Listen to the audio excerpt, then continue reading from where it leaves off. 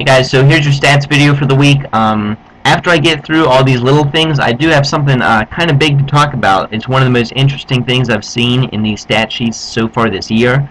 So bear with me, and once we get there, I think you guys will like that. But first, let's point out Dave put up the highest score of the season this year, 184 points. The only other person with 180 plus is Bajam in week 1. And the interesting thing about those two scores is that they had 35 quarterback points for Dave and 28, I believe, for Bajam. The average is 34 point something, I believe. So it's really impressive. The rest of their teams did that well. Usually when you put up a huge score, it's thanks to your quarterbacks having really great weeks.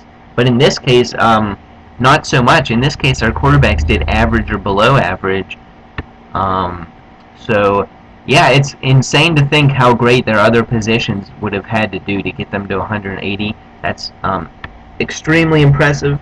Let's move on to running backs. Nothing much to talk about in quarterbacks this week that I saw. But look at Billy's running backs the last 5 weeks. He only has one win in those 5 weeks, and that win was during his 71-point miracle victory over Bajam, who had 53. For these 4 weeks, he had the low score. He hasn't even averaged 7 points per running back. That's definitely why he's been doing worse recently. His running backs are just dropping the ball. You would never think this would happen to Billy. He drafted Foster, he drafted Spiller, and he acquired Sproles.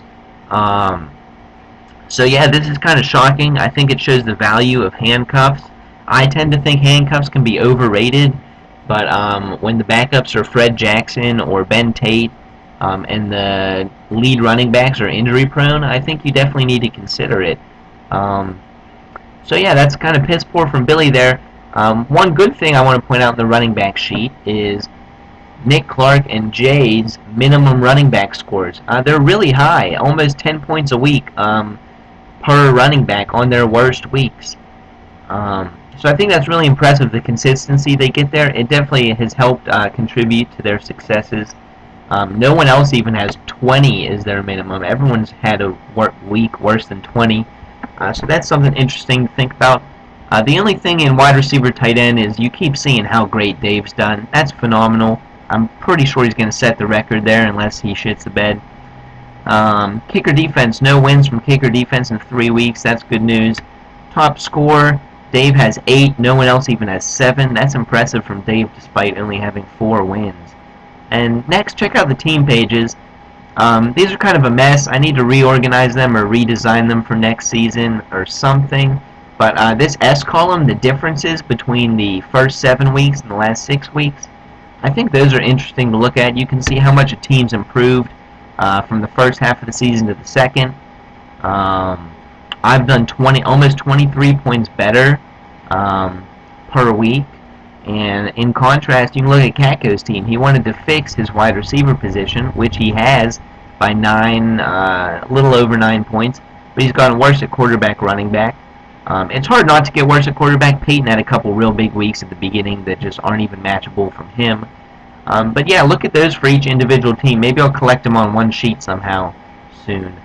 References, I don't know if I've ever pointed this out, but check out the bench points total and bench points rank. This is the only place you'll find them. Maybe I should put them somewhere else. I don't know. But you'll see Matvey's kicking ass in bench points. He's 71 points higher than the next closest person. Bench power, nothing much to talk about. Wins above deserved. I'll look at this at the end of week 13. You know how to read it by now, though. Jay deserves 2 1/3 wins more than he has. But now time for the big topic. I want you to carefully look at Jay and Billy's teams here. Let's go the whole way over to top 5 scores. Jay only has 4 top 5 scores in 11 weeks. And he has 4 wins. So even though every other stat you look at says Jay deserves more wins, he's only been in the top 5 4 times. He's second in total points. So that's kind of a head scratcher how that happens. I think a lot of times he's probably 6th or 7th in scoring. Hence his high wins above deserve still. If he was 9th or 10th, he wouldn't add up all these little pieces. But on the other hand, Billy, who averages almost 20 less points a week, has more top 5 scores. And in that logic, would deserve more wins, which he has.